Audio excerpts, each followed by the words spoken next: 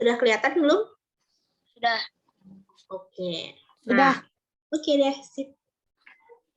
Nah, hari ini kita akan belajar tentang produksi, penyalur, dan penghemat energi listrik. Nah, di sini kita akan belajar tentang produksi dan penyalur dulu, penghemat listriknya nanti. Nah, penggunaan energi listrik sehari-hari. Nah, energi listrik itu kan banyak ya di sekitar kita. Ada yang menggunakan lampu, bahkan semua aktivitas kita, for all, itu semuanya menggunakan listrik, baik kipas angin, televisi, dan lain-lain, itu semua menggunakan listrik. Nah, penggunaan energi listrik ini ada yang di rumah, ada yang di kantor, dan juga ada yang sarana umum. Contohnya apa aja sih kalau di rumah? Nah, kalau di rumah ini untuk penggunaan energi listrik adalah lampu, ya kan? Lampu dia bisa menerangi. Nah, terus ada oven, ada kompor listrik, ada microwave, ada dispenser. Nah, ini tugasnya untuk memanas atau untuk kita masak. Jadi ada kompor selain kompor gas, yaitu namanya kompor listrik. Nah, kompor listrik ini bisa menghemat gas, bisa menghemat apapun, karena kan dia digunakan oleh listrik, itu plusnya. Nah, kadang minusnya adalah di kompor listrik ini itu tegangannya atau volt wattnya itu lebih besar, kadang lebih besar. Tergantung kompornya sih, ada yang 120 volt, ada yang 100, ada yang sampai 200 volt, itu bisa memakan sekitar 100 watt ya. Jadi tergantung ukurannya gitu dan tergantung kebutuhannya gitu. Terus ada TV, radio, dan juga video game. Nah, kalau TV, radio, dan video game ini gunanya untuk penghibur ya. Nah, kalau misalkan menjaga makanan atau suhu itu gunanya bisa kulkas. Nah, kulkas itu tugasnya menjaga makanan atau minuman. Kenapa? Karena di setiap sayuran atau bahan-bahan yang kita beli itu biasanya terdapat bakteri. Nah, bakteri itu tugasnya adalah melakukan pembusukan kalau misalkan dia ada di suhu yang sekitar di suhu ruang. Nah, suhu ruang itu berapa sih? Suhu ruang itu sekitar 27 derajat Celcius. Nah, bakteri itu akan berkembang. Tetapi ketika di saat kita beli sayuran atau buah, itu dicuci, terus dimasukkan ke dalam kulkas, mungkin bakterinya tidak mati, of course, dia nggak mati. Cuma dia menghambat aktivitas kerja si bakteri tersebut. Jadi bukannya mati ya, bakteri itu susah untuk matinya. Nah, karena dia punya yang namanya pelindung diri kalau bakteri. Jadi, kenapa kita harus menyimpan di kulkas, baik itu buah dan sayuran, itu fungsinya hanya untuk menghambat kerja si bakteri. Gitu, ya. Terus ada kipas angin dan juga AC, gunanya untuk mendinginkan suhu. Next. Nah, ada lagi penggunaan listrik di kantor dan industri, yaitu ada telepon, ada komputer, ya itu gunanya untuk berkomunikasi. Kayak kita nih yang saja menggunakan laptop, itu untuk berkomunikasi via streaming YouTube atau streaming video kayak Zoom, Google Meet. Nah, terus ada faximile. Nah, faximile tuh gambarnya kayak gini. Nah, dia untuk mengirim fax. Nah, bisa juga menggunakan telepon. Next, nah, penggunaan energi listrik pada sarana umum. Nah, banyak ya, ada menggunakan lampu lalu lintas, lampu jalan, tangga, dan juga lift. Jadi, banyak ya, selain itu juga ada bioskop, terus ada apa lagi? Ada eskalator ya, tugasnya untuk menggerakkan. Jadi kita nggak usah susah-susah naik tangga, jadi tinggal naik eskalator aja. Ada juga yang lebih yang lebih gampang, yaitu menggunakan lift. Ya, lift itu cuma kita masuk ke dalam kabin atau kotak, tiba-tiba nyampe aja di lantai berapa, tinggal dipencet aja tombolnya, gitu ya. Nah, baik, kemarin. Nah, apakah energi listrik aman digunakan? Aman nggak sih energi listrik itu digunakan? Of course, aman banget. Cuma kita harus menggunakannya dengan baik dan benar. Gimana? Yang pertama, instalasi listrik harus dipasang dan dirawat dengan benar secara teratur. Nah, harus dipasang nih, dipasangnya dengan di mana? Dengan tidak ditaruh di bahan-bahan yang panas atau mudah terbakar, kayak misalkan listrik ditaruhnya di bawah atau di lantai, itu bahaya kan? Nah, kita kan suka jalan atau apa gitu. Nah, terus setelah kalau sudah dirawat dan dipasang dengan baik, harus juga ada perawatan. Misalkan seminggu sekali dibersihkan, menggunakan kemoceng atau apapun, tapi harus kering ya, nggak boleh basah. Karena air itu bersifat konduktor. Apa itu konduktor? Ada yang tahu konduktor apa?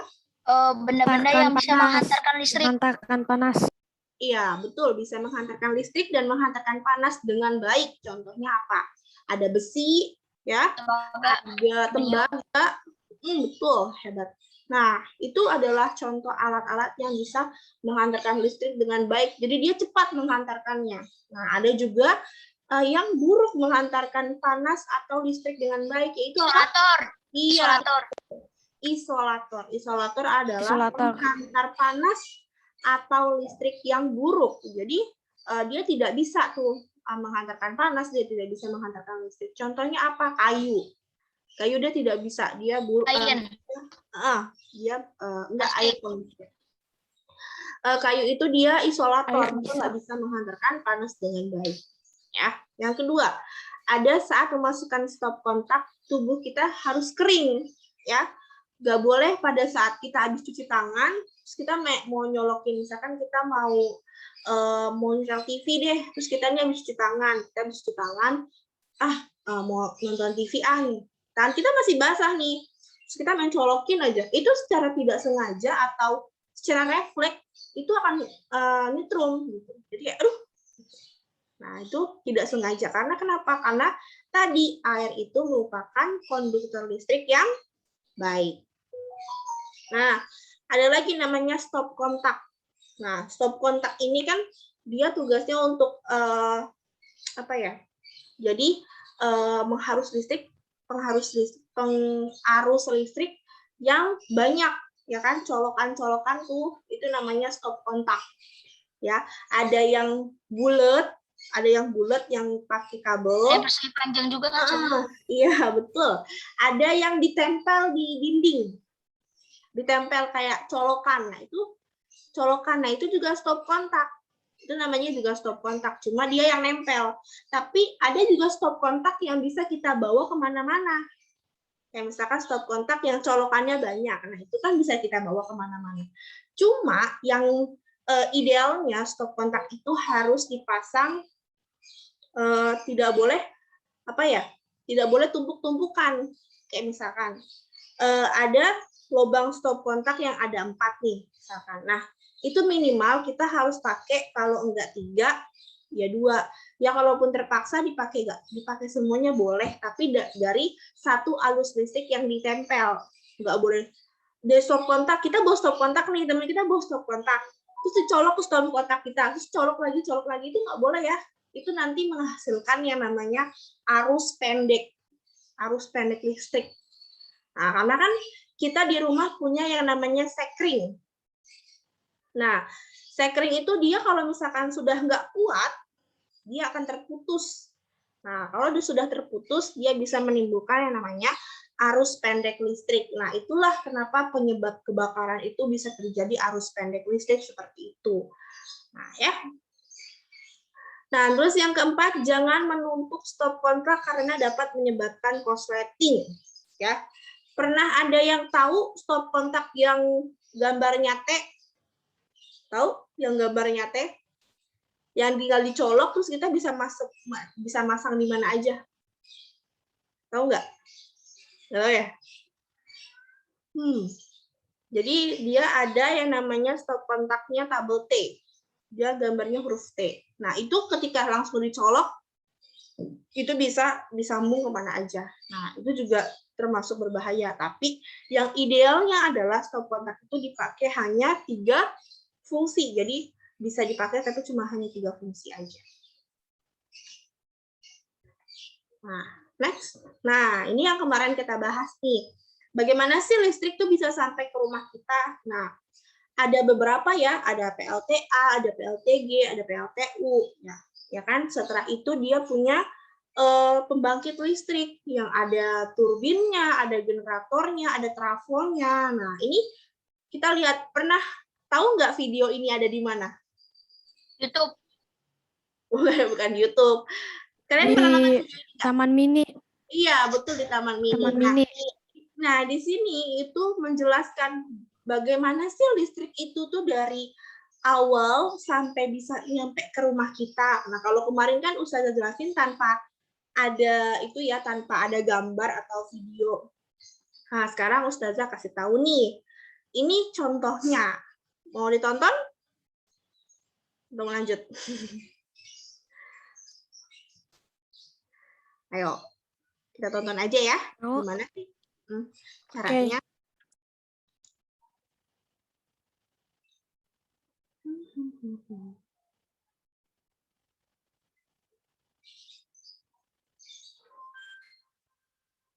Kedengeran nggak?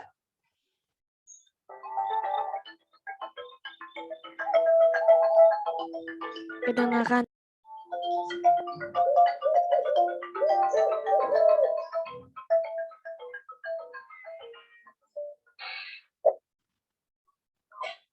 Woi, bangun, bangun. Masa TV-nya tidak ditonton, kok dibiarkan nyala? Wah, kamu siapa? Namaku Billy, si bijak listrik. Listrik? Iya, kamu tahu listrik? Enggak. Listrik itu energi yang membuat alat-alat di sekitarmu berfungsi. Seperti TV, setrika, radio, komputer, kulkas, mesin cuci, AC. Semuanya pakai listrik.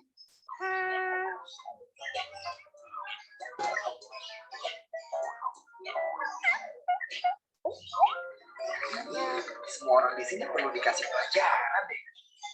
Kan mati lampu. Kalian sih. Lah. Kamu kemana? Akhir aku supaya kamu tahu dari mana datangnya aliran listrik. Kak Billy. Kok gelap? Ada di mana? Zaman belum ada listrik, masih bayangin kalau di zamanmu listrik belum ditemukan. Kalau nggak ada listrik gelap ya? Aku nggak mau. Sudah. Jadi kamu tahu kan, energi listrik sangat dekat dengan manusia. Dengan adanya listrik, hidup manusia menjadi nyaman. Kita akan pergi ke tempat-tempat bersejarah di mana listrik sudah menjadi perhatian besar manusia.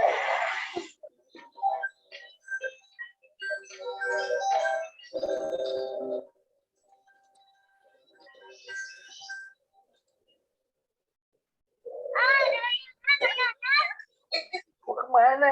Itu bukan sembarangan main layangan loh. Orang itu sedang membuktikan kalau petir juga energi listrik. Listrik alam yang kekuatannya sangat besar. Oh, jadi petir juga listrik.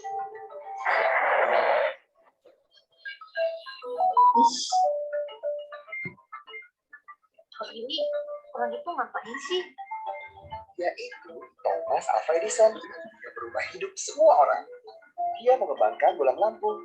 Kalau malam, kamu bisa terang benderang bahkan orang ini loh. Ternyata orang zaman dulu itu kerja keras ya. Biar kita bisa hidup enak. Sudah pasti. Perjalanan listrik sekarang dengan cepat. Tapi memerlukan waktu. Kota semuanya pasti dari petir. Bukan gitu. Petir salah satu petir Jadi apa? tidak Kalau nyala. listrik Kalau listrik yang kita pakai itu buatan manusia. Semua Diri yang berbahagia selanjutnya adalah pembacaan puisi yang akan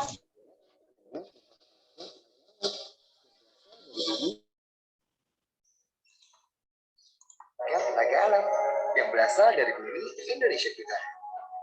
Di air, uap,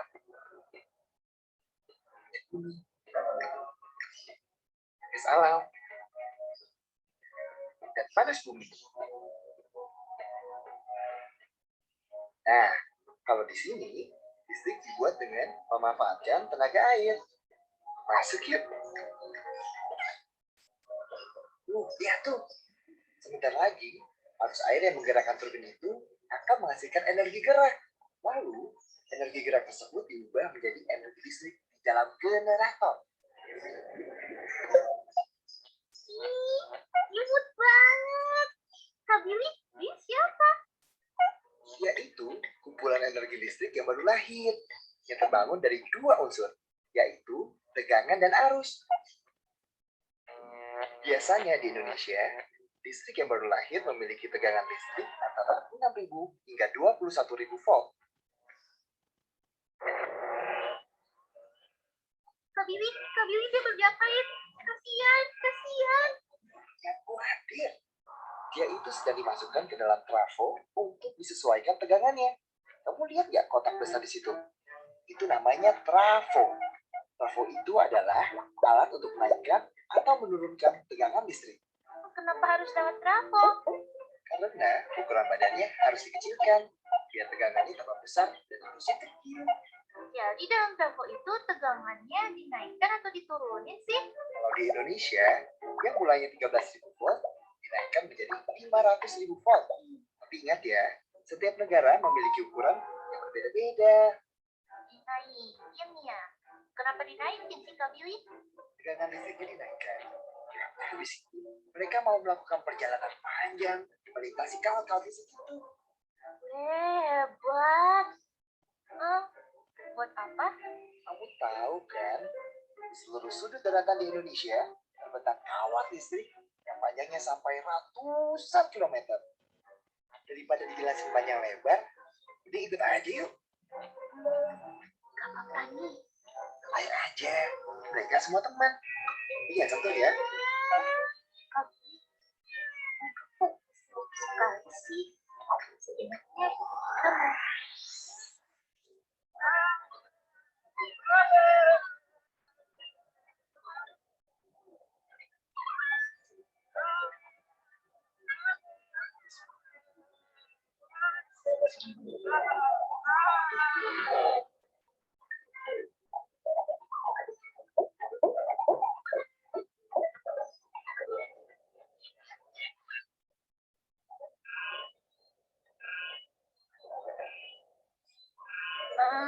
aduh, cepet banget. Ampun. Baru sekali aja udah sempoyongan. Setiap hari, bola-bola listrik itu menempuh jarak berkilometer loh. Setiap hari. Mati aku. Kak Billy, lihat. Nah, oleh trafo, energi listrik yang tadinya 500.000 volt diturunkan menjadi 150.000 volt. Kak Billy, tadi kan tegangan listriknya dinaikin. Kenapa sekarang diturunin?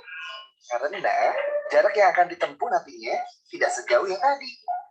Dan kalau tegangannya terlalu besar dan jaraknya terlalu dekat, itu berbahaya. Karena di sini dekat dengan perumahan penduduk. Jadi tegangan listriknya bisa disesuaikan besarnya tergantung kebutuhannya. Bentarnya aku. Itu peta perjalanan kita. Kita baru sampai di titik yang kelap itu. Kita baru sampai situ. Santai aja. Kita masih harus melewati 2 trafo lagi. Di trafo berikutnya, energi listrik yang sekarang ini 150.000 volt akan diubah menjadi 20.000 volt. Dan yang terakhir menjadi 220 volt. Ayo, kita sampai di jalan.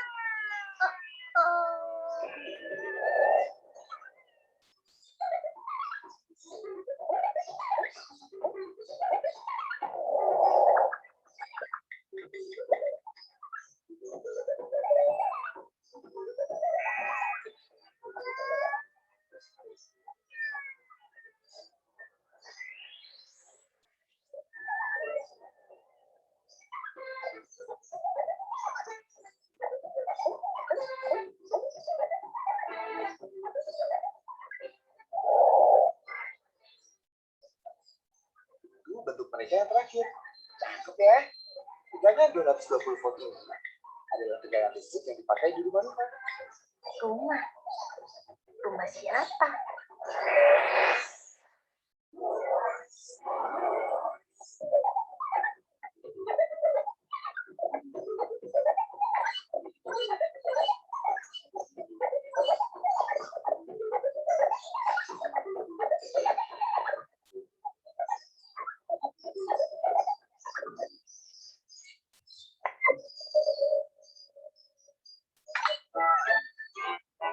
Oh, jadi aliran listrik yang kita ikuti dari tadi itu ke rumahku ya?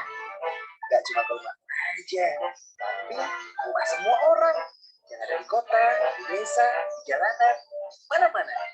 Listrik yang mengalir di rumahmu itu setiap hari melibatkan usaha jutaan orang yang bekerja keras untuk mewujudkannya. Kalau kamu boros listrik, berarti kamu menyanyiakan kerja jutaan orang. Semuanya kerja keras buat kita. Semuanya untuk kehidupan yang lebih baik. Makasih Kak Billy. Aku jadi tahu dari mana datangnya aliran listrik. Sama-sama, tapi ingat ya, kamu harus bersyukur. Di rumahmu sudah ada listrik. Banyak loh teman-teman kita di daerah lain yang belum bisa menikmati listrik. Loh, gelap dong. Kasihan. Iya, listrik yang kamu pakai tidak murah karena masih banyak jaringan listrik yang harus berluas ke daerah mereka. Makanya, ajak semua orang terdekat kita untuk hidup bijak listrik ya. Ya Kak Billy, pasti. Oke, kalau gitu, sampai jumpa lagi. Nah, itu ya tadi perjalanan listrik ya. Jadi perjalanan listrik itu panjang ya. Bukan hanya kita tahunya listrik, kita colokin, kita pakai. Nah, enggak ya. Jadi listrik itu ada perjalanannya gitu. Jadi di awal pertama itu dia punya yang namanya generator. Jadi ketika kalau sekarang di Indonesia itu banyaknya menggunakan PLTA, tenaga listrik pembangkit listrik tenaga air. Nah, di tenaga air itu nanti dia punya turbin. Turbin itu dia bentuknya seperti kipas angin yang tadi memutar tadi tuh. Nah, turbin itu ketika dia berputar, nah dia akan menghasilkan energi gerak yang menghasilkan listrik di dalam generator. Nah, jadi nanti di generatornya keluarlah nih listrik. Nah, tapi listriknya nggak banyak, nggak langsung beberapa ratus volt, enggak. Jadi dia hanya sekitar 6.000 sampai 25.000 volt. Setelah itu dinaikkan ke dalam yang namanya trafo.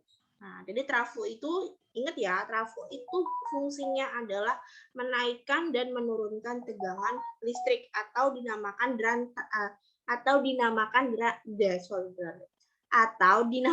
dengan transmisi. Jadi transmisi itu perubahan antara menaikkan atau menurunkan tegangan listrik sebelum akhirnya didistribusikan ke rumah-rumah atau ke sutet-sutet lain. Nah, tahu ya sutet itu apa ya? Sutet itu tadi tiang listrik yang besar. Nah, jadi itu dinamakan sutet.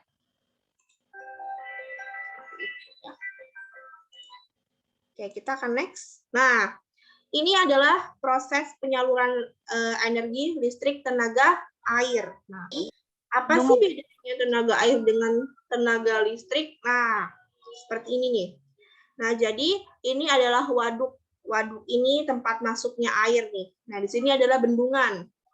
Nah, ketika air masuk, ada pipa pesat. Di sini ada namanya turbin tadi.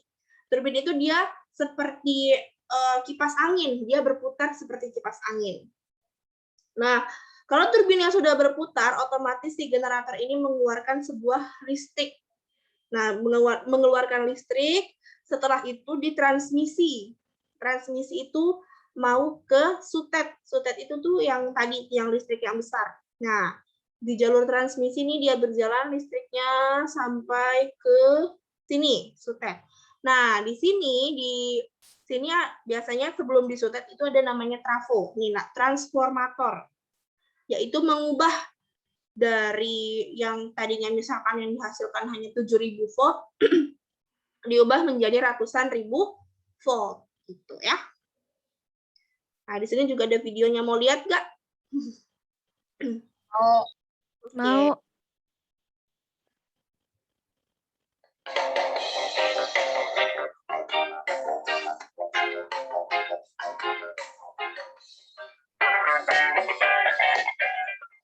Pembangkit listrik tenaga air atau PLT adalah suatu sistem pembangkit energi listrik dengan cara memanfaatkan aliran dari air yang kemudian diubah menjadi energi listrik melalui putaran turbin dan generator.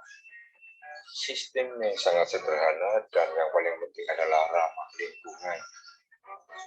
4 komponen utama dari PLTA adalah waduk atau bendungan, saluran pelimpah atau pembawa air, dum sentral atau powerhouse, dan unit transmisi yang mengalirkan produksi listrik ke konsumen.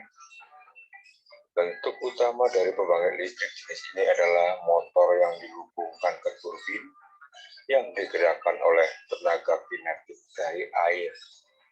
Pembangkit listrik tenaga air bekerja dengan cara mengubah energi potensial air dari bendungan atau air terjun menjadi energi mekanik dengan bantuan turbin air. Dan dari energi mekanik diubah menjadi energi listrik dengan bantuan generator. Bendungan berfungsi menaikkan permukaan air untuk menciptakan tinggi jatuh air. Selain menyimpan air, bendungan juga dibangun dengan tujuan untuk menyimpan energi. Intake adalah pintu air yang berguna untuk memasukkan aliran air menuju turbin melalui pipa pesat. Pipa pesat adalah saluran pipa air yang menuju ke turbin. Nah, di dalam pipa ini tekanan air akan naik. Turbin berfungsi untuk mengubah energi potensial menjadi energi mekanik. Air akan memutar sudut-sudut dari turbin sehingga turbin berputaran. Perputaran turbin ini kemudian dihubungkan ke generator. Generator yang terhubung ke turbin dengan bantuan poros dan gearbox memanfaatkan perputaran turbin untuk memutar kumparan magnet dalam generator, sehingga terjadi pergerakan elektron yang menghasilkan arus AC. Trafo digunakan untuk menaikkan tegangan arus bolak-balik agar listrik tidak banyak terbuang saat dialirkan melalui transmisi.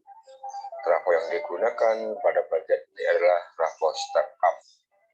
Transmisi berguna untuk mengalirkan listrik dari PLTA ke rumah-rumah atau industri.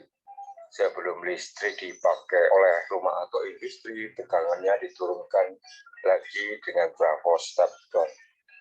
Beberapa keuntungan yang diperoleh dari pembangkit listrik tenaga air adalah antara lain sebagai berikut. Dibandingkan dengan pembangkit listrik jenis yang lain, PLTA ini cukup murah karena menggunakan energi alam. PLTA juga tidak menimbulkan pencemaran. PLTA dapat dipadukan dengan program lainnya seperti irigasi dan perikanan. PLTA juga dapat mendorong masyarakat agar dapat menjaga kelestarian hutan dan ketersediaan air juga terjamin. Nah, itu dia ya, tadi PLTA, pembangkit listrik tenaga air. Nah, selain PLTA juga ada PLTB, pembangkit listrik tenaga baling. Jadi pembangkit listrik tenaga angin itu disebut PLTB, pembangkit listrik tenaga baling. Nah, dia menggunakan baling-baling nih. Jadi kalau tadi yang dimanfaatkan adalah air, ya, pergerakan air. Kalau sekarang yang dimanfaatkan itu adalah angin, pergerakan angin. Jadi ketika ada angin, si generator ini nih dia berputar. Nah, ketika dia berputar sehingga dia bisa menghasilkan listrik. Nah, ya, jadi banyak ya pembangkit listrik itu bukan hanya di air aja, tapi di angin juga bisa dan juga di uap juga bisa. Seperti itu.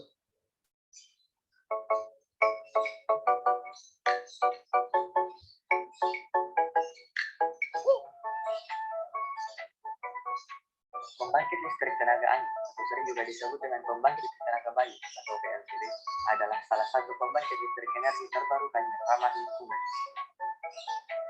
PLTB memiliki efisiensi kerja yang baik jika dibandingkan dengan pembangkit listrik energi terbarukan lainnya. Cara kerja dari pembangkit listrik tenaga angin ini bekerja berkebalikan dengan kipas angin. Bukan menggunakan listrik untuk menghasilkan listrik, namun menggunakan angin untuk menghasilkan listrik. Kemudian angin akan memutar sudut-sudut turbin, lalu diteruskan untuk memutar rotor pada generator, letaknya di bagian belakang turbin angin. Generator mengubah energi putar rotor menjadi energi listrik dengan prinsip hukum Faraday, yaitu bila terdapat penghantar di dalam suatu medan magnet, maka kedua ujung penghantar tersebut akan dihasilkan beda potensi. Ketika poros generator mulai berputar, maka akan terjadi perubahan flux pada stator yang akhirnya dihasilkan tegangan dan arus listrik. Tegangan dan arus listrik yang dihasilkan inilah kemudian masuk ke transformator dan gas untuk menaikkan tegangan arus listrik atau menyalurkan atau meneruskan tenaga listrik tegangan menengah ke konsumen tegangan rendah.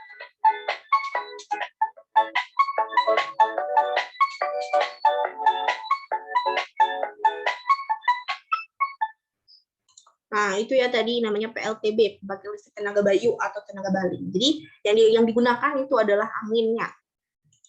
Ya, bukan kalau kipas angin kan kita pakai listrik nanti menimbulkan angin, tapi memanfaatkan angin untuk menghasilkan listrik, itu namanya PLTB. Nah, ada lagi nih yang terakhir namanya PLTU. Nah, ini namanya pembangkit listrik tenaga uap. Jadi, kenapa sih bisa ada uapnya atau bagaimana ya caranya? Kita lihat. Uap itu batu bara, Ustazah. Listrik tenaga uap, Kenapa? PLTU, Tenaga uap itu dari batu bara. Ya. adalah pembangkit Bisa listrik dilihat yang memanfaatkan energi kinetik dari uap dan mengubahnya menjadi energi listrik. Di seluruh dunia, listrik sebagian besar dihasilkan dari pembangkit listrik tenaga uap. Angka persentasenya mencapai 86% dari seluruh pembangkit listrik yang ada. Hal ini dikarenakan efisiensinya tinggi sehingga menghasilkan energi listrik yang ekonomis. Selain itu, di Indonesia sendiri mempunyai cadangan batu bara yang cukup banyak. PLTU memiliki beberapa bagian utama. Yang pertama ada boiler. Boiler berfungsi untuk mengubah air menjadi uap panas bertekanan tinggi yang digunakan untuk memutar turbin. Selanjutnya ada turbin uap. Turbin uap berfungsi untuk mengkonversi energi panas yang dikandung oleh uap menjadi energi putar atau energi mekanik. Turbin berada satu poros dengan generator, sehingga ketika turbin berputar, generator juga ikut berputar. Selanjutnya ada kondensor. Kondensor ini berfungsi untuk mengubah uap air hasil keluaran dari turbin menjadi air. Selanjutnya ada generator.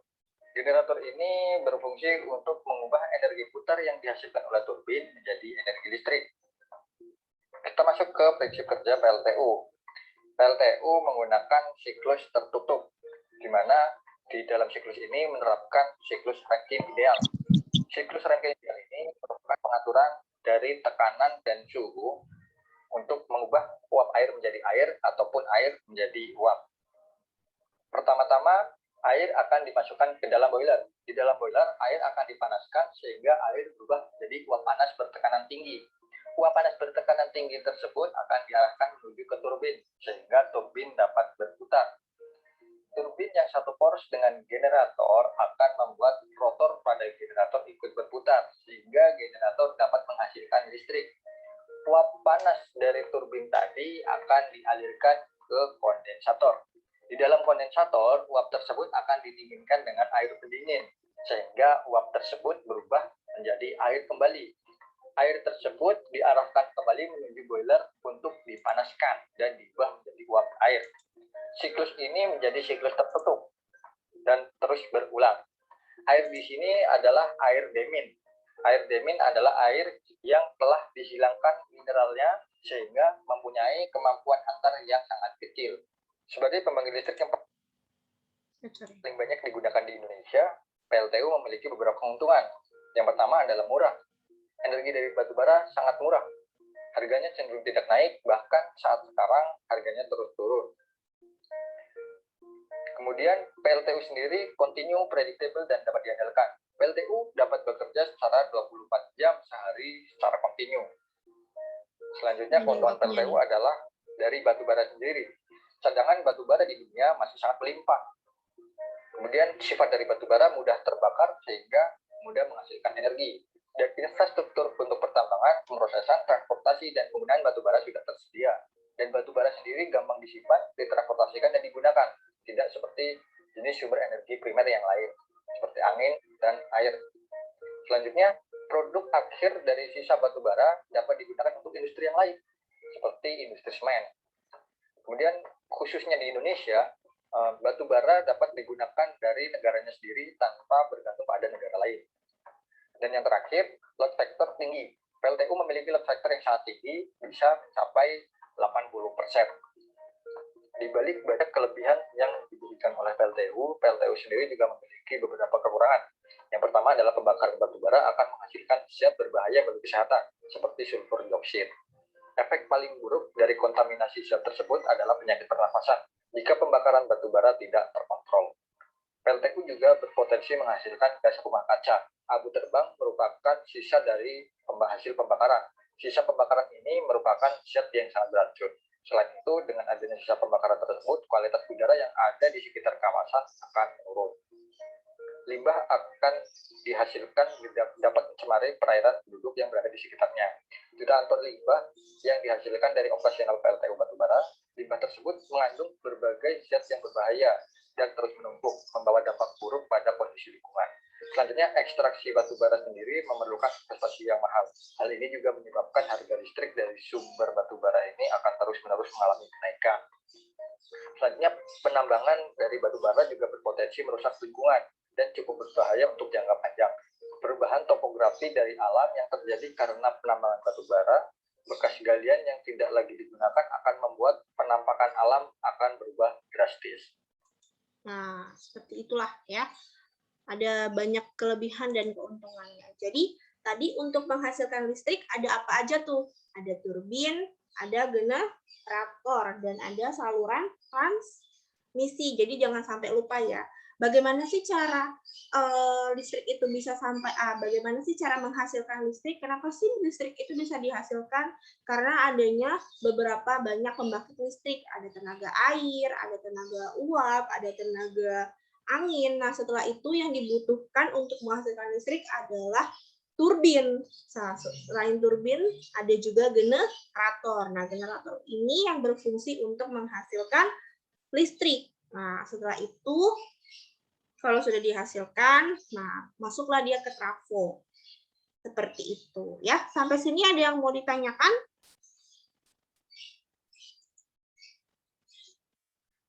Sampai sini ada yang mau ditanyakan? Tidak? Tidak. Sudah ya, yakin. Berarti sudah paham ya. Nah, setelah ini kita akan tahu lagi bagaimana cara menghemat listrik. Jadi, listrik itu sebenarnya kita butuhkan dan benar-benar kita perlukan karena kan semua yang kita lakukan itu menggunakan listrik. Cuma dalam menggunakan listrik kita harus berhemat.